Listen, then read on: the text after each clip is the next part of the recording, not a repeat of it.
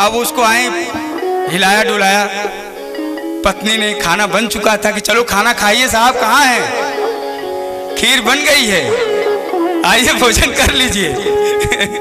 और उसके बाद वो जो है वो तो लगा कि अरे तो लटक गए, ये तो चले गए, ऊपर चले गए। तो पत्नी ने सोचा कि पहले खीर तो खा ले, पता नहीं खा रोने लगेंगे तो कोई खीर खाने को देगा कि नहीं देगा। फिर तब तक पहले इतनी अच्छी खीर बनी है, इसको हम खा लेते हैं, अब बाद में फिर रोएंगे। और उसके बाद वही होता है, खीर उर खा करके रोना चिल्लाना शुरू करती हैं। और जैसे चिल्लाती हैं सब लोग आ जाते हैं। अब योग क्रिया से वो पैर फंसाए रहते हैं, छानी में पैर लगा रहता है, घर के जो गांव के कच्चे मकान होते हैं खंबे में जो है, और वो अच्छे सागौन की पुरानी लकड़ियां मिलती थी। तो कहें यार ऐसे कैसे करें, अब इनको निकाल के 13वीं तो करना पड़ेगा। तो दाह संस्कार यानी सब उनकी जो मृत्यु संस्कार तो करना पड़ेगा। तो उसके बाद जो है अब वो खींचे लोग निकल ही नहीं रहा है, अकड़ गया था, पैर पूरी तरह से सूख गया था। तो लोगों ने सलाह दिया कि ऐसा करिए कि इसको जो है आप छानी जो ऊपर का जो खंबा है इसको काट दीजिए। तो वो उसके कई लोगों ने कहा हाँ, तो उनके परिवार के पत्नी और बच्चे भी कहिए, सभी लोगों ने कहा कि अरे अब ये तो मरी गए हैं, अब इनको तो जाना ही है, ये इतना बताओ सागौन का खंभा इतना महंगा बर्बाद हो जाएगा, घर पे असुरक्षित हो जाएगा, इसलिए क्यों नहीं इनका पैर ही काट दिया जाए। इनका पैर ही काट दिया जाए। तो जैसे ही कहे चलो बुलाओ, कुछ लोग नहीं, लेकिन लास्ट में कि चलो ठीक है, समूह भी मान लिया कि इनका पैर ही काट दिया, तो मर गए हैं, किसी काम का उपयोग का शरीर है नहीं, पैर काट दिया जाए। और उतने में फिर उसके बाद जो है वो उठ करके बैठ गया कि हम सबको जय सिया राम बोले कि मैं समझ गया संसार की वास्तविकता क्या है, और ये सही सभी के साथ ऐसा है, चाहे पत्नी हो चाहे पत्नी हो चाहे कोई हो। तो ये स्थिति कहते हैं, संत लोग कहते हैं कि ये हमेशा हमें याद रखना है। संसार के सारे कर्म करते हुए तो आप गलत कर्म की तरफ नहीं जा सकते, और जीवन के सही उद्देश्य की तरफ जाएंगे। इसके बाद जो अगला श्लोक बड़ा अच्छा है,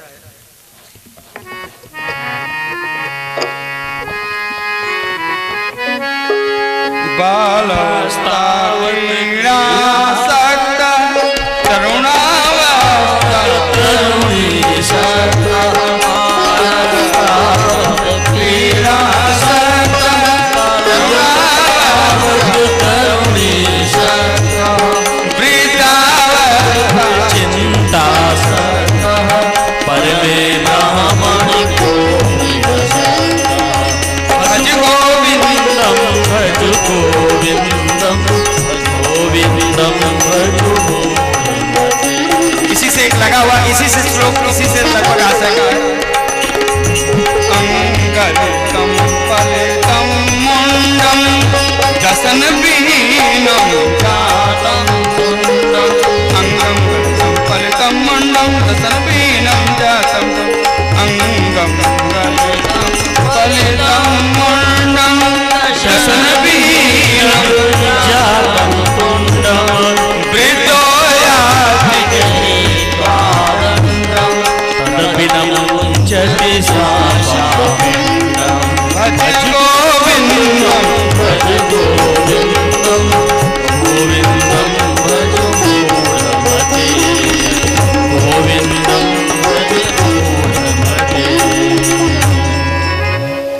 कहते सभी के साथ है। बच्चे जब हम लोग रहते हैं तो खेल में मन लगता है, युवावस्था में परिवार में यानी काम वासना में मन लगता है, और वृद्ध जब शरीर हो जाता है तो चिंता व्याप्त होती है, और इतनी चिंता व्याप्त होती है कि आदमी आशाओं से बधा रहता। अंगम गलितम पलितम मुंडम दसन विहीनम जातम टुंडम,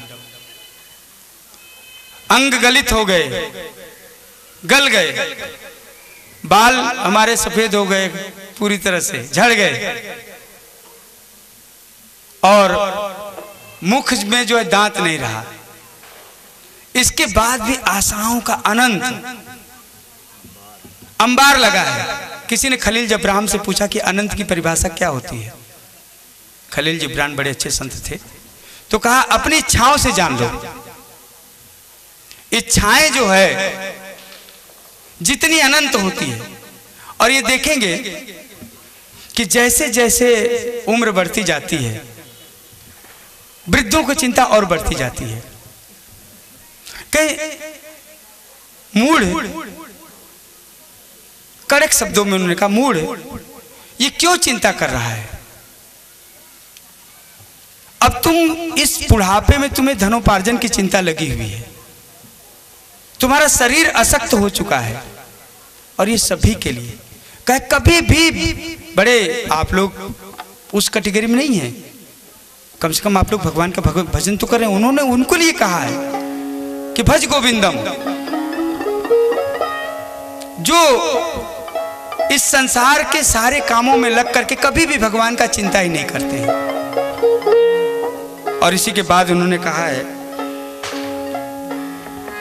यह अध्यात्म का बहुत अच्छा सूत्र है, काते कांता कस्वे पुत्र संसारोऽयं विचित्रः। काते कांता कस्वे पुत्र संसारोऽयं विचित्रः। कस्तं तं प्रयायातः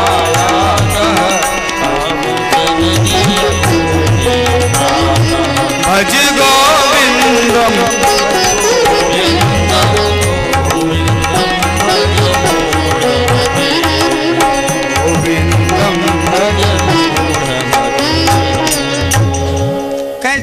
सारे संत लोग यही बोलते हैं। कभी हमने चिंतन किया है कि मैं कौन हूं, कहां से आया हूं, मेरा उद्देश्य क्या है, कहां जाना है? हम पहले भी करनी पड़ेगी। क्या हमारा नाम घर वालों ने तो रख दिया, कुछ भी रख सकते थे, तो उसका जो मेन उद्देश्य है, जो बोलती है गीता भी बोलती है, रामचरितमानस भी बोलती है, ईश्वर सर्वभूतेषु हृदय तु तिष्ठति अर्जुन, ब्राह्मण सर्वभूतानि यंत्राणि ऋणानि माया। और इस पे चिंतन जब करता है आदमी, सारे संत एक ही चीज कहते, सोचो तो कि आप कौन हो। तो जब चिंतन करता है तो लक्ष्य जो पाता है, जो उत्तर पाता है, रामचरितमानस में जो दिया है, ईश्वर अंश जीव अविनाशी सतचेतन घन आनंद राशि सोमाया बसल प्रयोग साई बधौती मरकट की नाई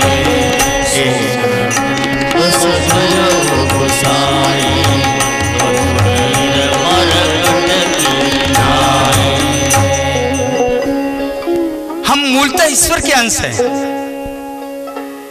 लेकिन हम क्या करते? माया यानी माया जिसका अस्तित्व ही नहीं है, उसके कारण हम बंदर, कीर मरकट,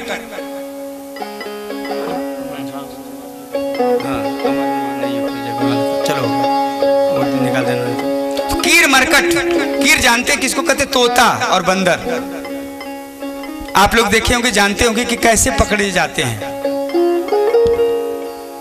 तोता जो है पकड़ने के लिए जो गांव में लोग उपयोग करते हैं, जो गांव वाले जानते होंगे, एक रस्सी बांध देते हैं और उस पर एक गोल रिंग लगा देते हैं, और नीचे पानी रहता है।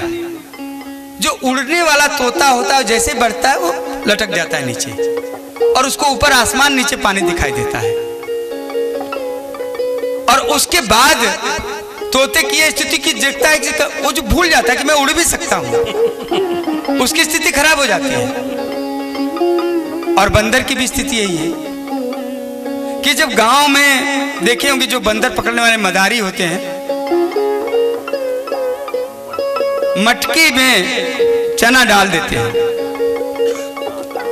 और चना डालने के बाद उसके मटकी में ऐसा रहता कि खाली मुट्ठी तो चली जाएगी लेकिन भरी मुट्ठी नहीं आती। अब वो लोभ के कारण वो हाथ डालता है और मुट्ठी भर लेता है और खींचता है और मटकी से नहीं निकल पाता।